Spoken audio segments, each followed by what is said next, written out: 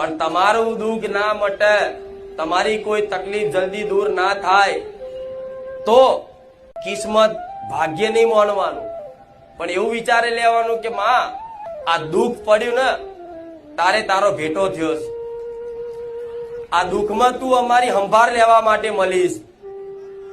ભલે માં દુઃખ 5 વર્ષે મટતું પણ તું માં દુઃખમાં જોડે રહેજે. બસ ભલે દુઃખ દૂર ના થાય ચિંતા નહીં, દુઃખ દૂર નહીં થાય ચિંતા નહીં માં, ધીરે ધીરે તારી રીતે કરજે તું તાર. કેમ કે તમારા દુઃખ દૂર કરવા માટે મારે શું કરવું પડે તમને ચો ખબર છે. મારા જેટલા તમારા કર્મો ચેક કરવા પડે, તમારા બાપ દાદાના કર્મો ચેક કરવા પડે, તમારી જેટલી ભક્તિ ચેક કરવી પડે, તમારી અંદર જેટલું પુણ્યદાન પડ્યું છે એ જોવું પડે.